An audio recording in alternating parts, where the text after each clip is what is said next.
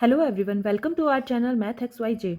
हम पढ़ रहे थे राजस्थान जीके और राजस्थान जीके के भौतिक स्वरूप में हमने पढ़ा था शुष्क और अर्धशुष्क मरुस्थल। आज हम उसी कड़ी में आगे बढ़ते हुए थार के मरुस्थल की स्थलाकृतियों के बारे में देखते हैं। थार के मरुस्थल की स्थलाकृतियों के ऊपर से एक क्वेश्चन आपको एग्जाम पेपर में जरूर देखने को मिलता है और ये कुछ नेम्स हैं जिन्हें आपको ध्यान से देखना ही पड़ेगा। तो आइए देखते हैं। फर्स्ट है मरहो। मरहो क्या होता है? मरहो का मतलब होता है पपड़ी।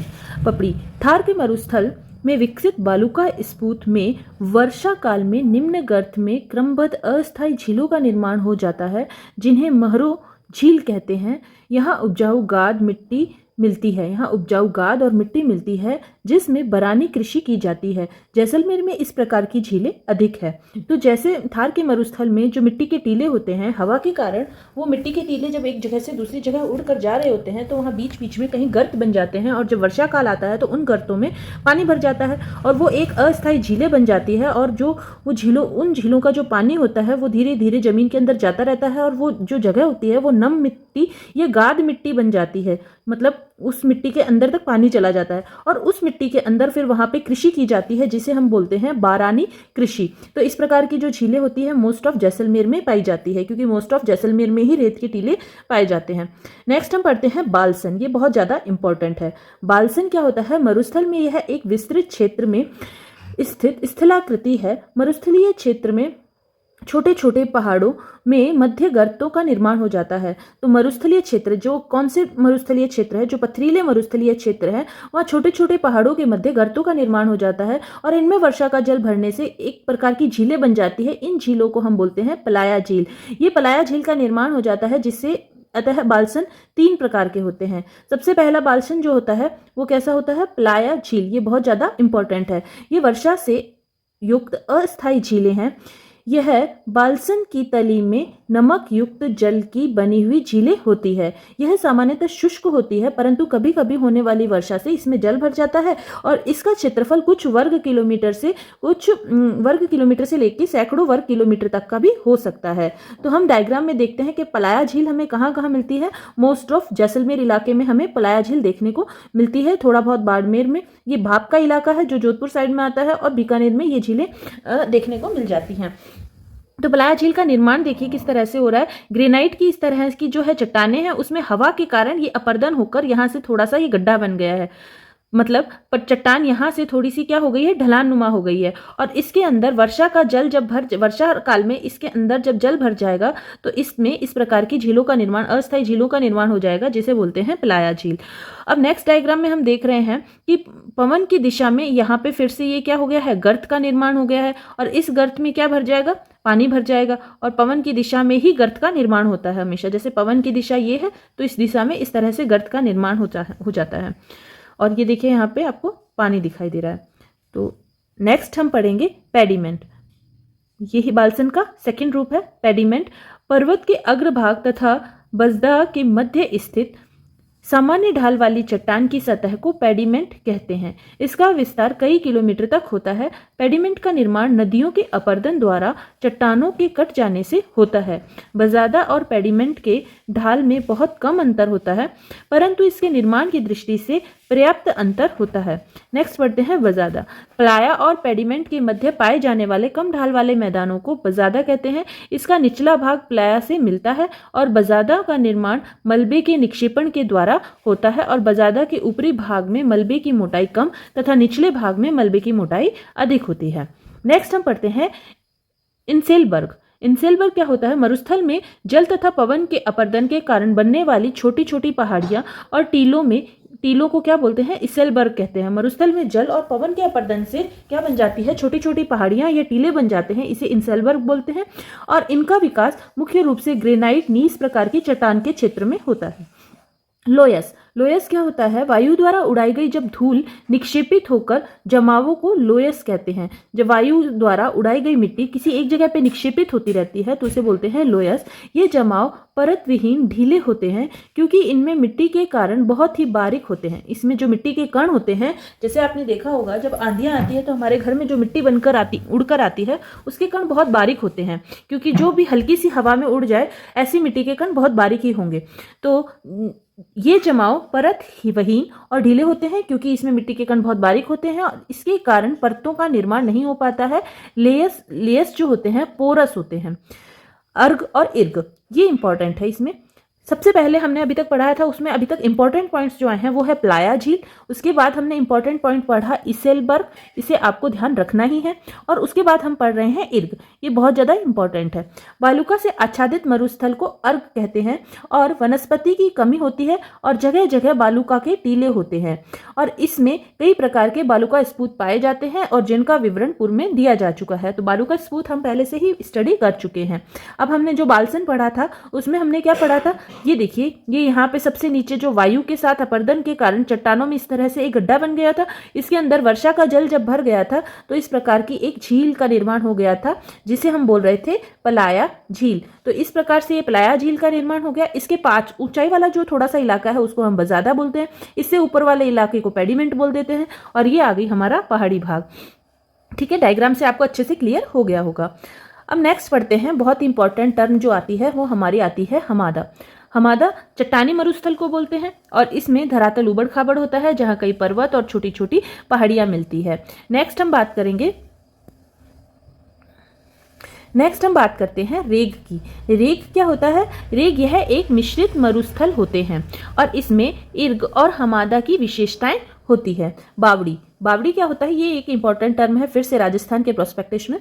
तो बावड़ी होता है, बावड़ी एक सीढ़ीदार और बड़ा कुआं होता है जिसके अंदर जल के स्रोत और वर्षा का जल भूमिगत जल होता है। बावड़ी का निर्माण यह कला राज्य में प्राचीन काल से ही चली आ रही है। कालिदास द्वारा रचित मेघदूत में बावड़ी के निर्माण का उल्लेख मिलता है। सबसे पहले बावड़ी के निर्माण का उल्लेख हमें कहाँ मिलता है? कालिदास द्वारा रचित मेघदूत में बावड़ी के निर्माण का उल्लेख मिलता है। कुछ प्रमुख बावड़ियों में बूंदी की बावड़ियां जो है सिटी ऑफ स्टेप वेल्स, बावड़ियों को इंग्लिश में बोलते हैं स्टेप वेल्स, क्योंकि ये जो कुएं होते हैं घुमावदार कुएं होते हैं और इसमें बहुत अच्छे सुंदर सुंदर सी सीढ़ियां बनी हुई होती है। तो बावड़ियां जो होती है उसको क्या बोलते हैं? स्टेप वेल्स बोलते हैं। और जो बूंदी जिला है इसको हम बोलते हैं सिटी ऑफ स्टेप वेल्स, क्योंकि यहाँ पे बहुत सारी बावड़ियां हैं। दौसा की भंडारेज बावड़ी, आभानेरी की चांद बावड़ी और चित्तौड़ की विनाता की बावड़ी भी प्रसिद्ध है। तो नेक्स्ट हम बात करेंगे नाड़ी के बारे में। यह एक भूमि पर बना हुआ गड्ढा होता है जिसमें वर्षा का जल एकत्रित हो जाता है। यह अधिकतर पश्चिमी राजस्थान में विशेष रूप से कहाँ मिलती है? जोधपुर में मिलती है। इन नाड़ियों को शेखावटी क्षेत्र में नाड़ा कहते हैं। नाड़ा के नाम से जाना जाता है। सर्वप्रथम 1520 ईस्वी में जोधपुर के शासक राजा जोधाजी ने मारवाड़ में नाड़ी का निर्माण करवाया था। इन नाड़ियों की गहराई 5 से 12 मीटर तक होती है और इसके जल निकासी की भी समुचित व्यवस्था होती है। नेक्स्ट हम बात करते हैं टाका की। अगेन बहुत इंपॉर्टेंट है। राजस्थान के अर्धशुष्क और शुष्क क्षेत्र में विशेषकर बीकानेर, फलोदी और बाड़मेर, विशेषकर कहाँ? बीकानेर, फलोदी और बाड़मेर में पीने के पानी को संग्रहित करने के लिए पाए जाने वाले भूमिगत टैंक टाके हुआ करते हैं और जिन्हें कुंड भी कहा जाता है। इनका निर्माण जो है प्रमुख रूप से पानी के पीने के लिए एकत्र करने के लिए किया जाता था और इसका आकार एक कमरे जितना बड़ा हो सकता है। तो ये एक छोटी कुई की तरह होता है। तल्ली या पोखर क्या होता है? रेगिस्तानी इलाकों के छोटे छोटे गड्ढों में जो वर्षा का मीठा जल आकर भर जाता है उन्हें तल्ली या पोखर कहते हैं। नेक्स्ट है खड़ीन। ये सब बहुत ज़्यादा इंपॉर्टेंट है। तल्ली या पोखर के जल के सूखने के बाद उपजाऊ भूमि खड़ीन कहलाती है। खड़ीन का सर्वप्रथम प्रयोग 15वीं शताब्दी में जैसलमेर के पालीवाल ब्राह्मणों ने किया था। जैसलमेर जिले में लगभग 500 छोटी बड़ी खड़ीन विकसित है जिसमें 1300 हेक्टेयर जमीन सिंचित की जाती है। खड़ीन का क्षेत्र विस्तार 5 से 7 किलोमीटर तक हो सकता है तथा इसकी पाल 2 से 3 मीटर तक ऊंची होती है। पानी की मात्रा अधिक होने पर पानी अगले खड़ीन में प्रवेश कर जाता है और सूखने पर पिछले खड़ीन की भूमि में नमी के आधार पर फसलें उगाई जाती है। वह अर्धशुष्क क्षेत्रों में खड़ीन एक उत्तम विधि है। यह ढाल वाली भूमि के नीचे निर्मित होती है। राजस्थान में सर्वाधिक खड़ीन कृषि जैसलमेर में ही की जाती है और इनकी शुरुआत किसने की थी? पालीवाल ब्राह्मणों ने की थी। तो टोबा क्या होता है? ये अगेन एक इंपॉर्टेंट टर्म है यहाँ पे किसकी बात करेंगे हम? टोबा की। यह एक महत्वपूर्ण पारंपरिक जल प्रबंधन विधि है जो कि नाड़ी के समान आकृति वाला होता है। यह नाड़ी से अधिक गहरा होता है। इसके अंदर वर्ष भर पानी रहता है। यह सघन संरचना वाली भूमि जिसमें पानी का रिसाव कम होता है टोबा निर्माण के लिए उपयुक्त स्थान माना जाता है। नेक्स्ट हम बात करते हैं झालरा की। झालरा क्या होता है? झालरा का निर्माण अपने से ऊंचे तालाबों और झीलों के रिसाव से पानी प्राप्त करने के लिए किया जाता है।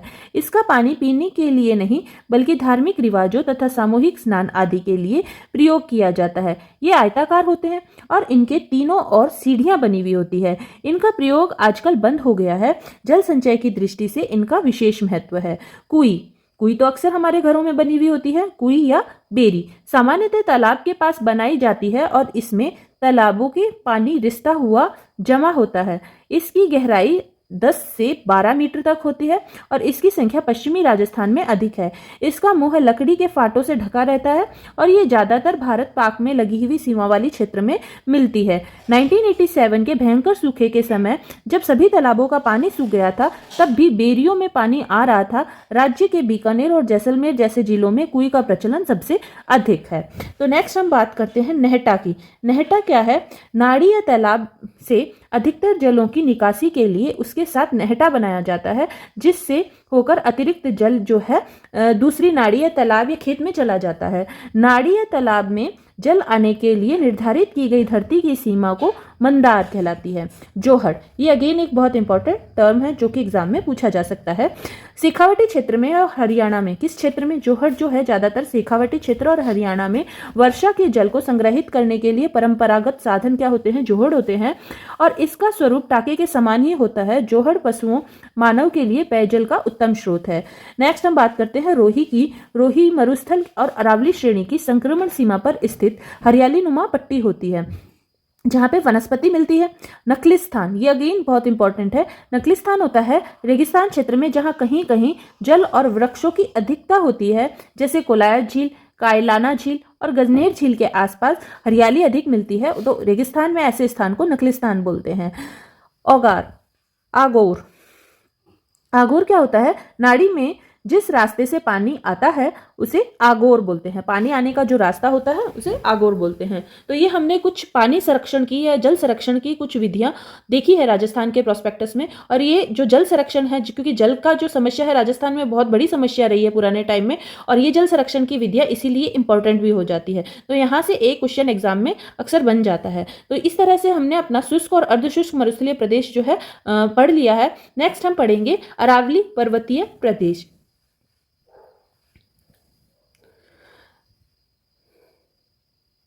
तो आज की वीडियो को हम यहीं समाप्त करते हैं। हमने यहाँ पे अर्धशुष्क और शुष्क मरुस्थल कंप्लीट पढ़ लिया है। अब हम नेक्स्ट वीडियो में अरावली प्रदेश को स्टडी करेंगे। तो इसी तरह से आप पढ़ते रहिए। अगर आप इस चैनल पे नए हैं तो सब्सक्राइब कर दीजिए और अगर आप हमारे साथ रेगुलर जुड़े हुए हैं तो अपने नोट्स को बनाते रहिए। Okay, thank you so much.